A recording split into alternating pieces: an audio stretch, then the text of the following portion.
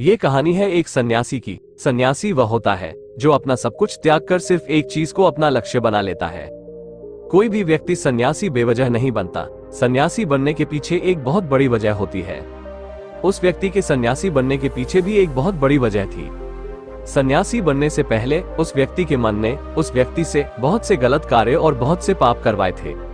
उस व्यक्ति का मन उसका मालिक बन चुका था और वो अपने मन का गुलाम। जीवन के हर सुख, आराम और ऐश्वर्य प्राप्ति के बाद भी उस व्यक्ति के मन में अथाह पीड़ा थी और यही मानसिक पीड़ा उसे सन्यासी बना देती है। सन्यासी बनने के बाद वो व्यक्ति सांसारिक दुनिया से दूर हो जाता है और जंगल में रहने चला जाता है।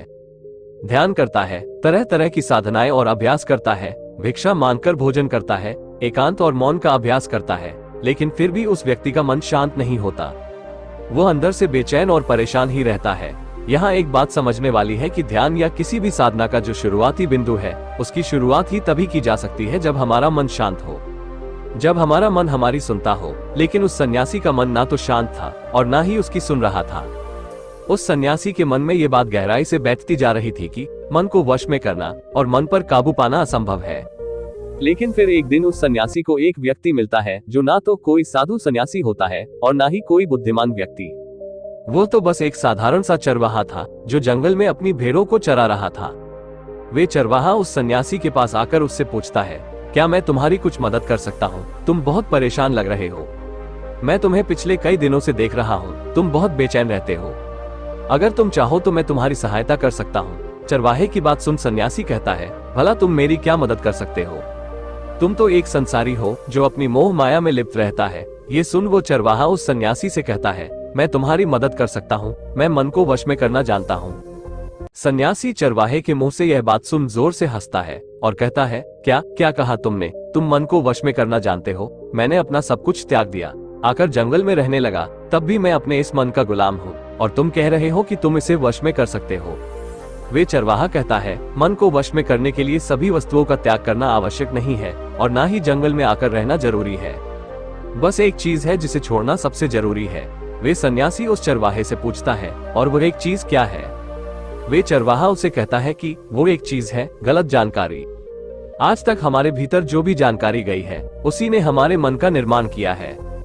सन्यासी उस चरवाहे से पूछता है, परंतु वो कैसे? वो चरवाहा समझाते हुए कहता है, मान लो तुमने आज तक अपने जीवन में सेब का फल नहीं खाया, तुम्हें सेब के स्वाद के बारे में कुछ भी नहीं पता, तो क्या तुम्हारा मन कभी सेब खाने को कर सकता है? नहीं ना। इसीलिए हमारे मन का निर्माण जानकारी से होता है। वे सन्यासी उस चरवाहे की बात से प्रभावित हो जाता है और उससे कहता है, क्या आप इस बारे में मुझे और विस्तार से समझा सकते हैं? वो चरवाहा उस सन्यासी से कहता है, अगर तुम अपने मन को वश में करना चाहते हो तो अब मेरी बातों को ध्यान से सुनना। तुम अपने मन को वश में केवल तभी कर सकते हो जब तुम अपने मन की जड़ों को देख पाओगे। मन का निर्माण जानकारी से होता है और हमारे शरीर में जानकारी के 5 प्रवेश द्वार होते हैं। पहला, आंख। हम अपनी आंखों से जो कुछ भी देखते हैं, अच्छा या बुरा, वो सब हमारे मन की याददाश्त में इकट्ठा होता रहता है।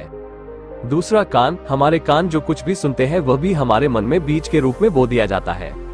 तीसरा, जीभ। जिस चीज का स्वाद हम एक बार ले लेते हैं वो हमारे मन की याददाश्त में अंकित हो जाता है। चौथा है नाक। जो भी हमें एक बार सूंघ लेते हैं, खुशबू या बदबू, वो सभी हमारे मन में दर्ज हो जाती है। और पांचवा है त्वचा। जिस भी चीज को हम एक बार छू लेते हैं, स्पर्श कर लेते हैं, उसकी याददाश्त हमारे मन में कहीं ना कहीं अंकित हो जाती है। इन 5 शारीरिक दरवाजों से जो भी जानकारी हमारे अंदर जाती है वो जानकारी बीजों के रूप में जमा हो जाती है और धीरे धीरे वृक्ष बनती है। हमारा मन मिट्टी की तरह है जिसमें बीज बोए जाते हैं और हमारी बुद्धि बीज बोने वाले किसान की तरह है।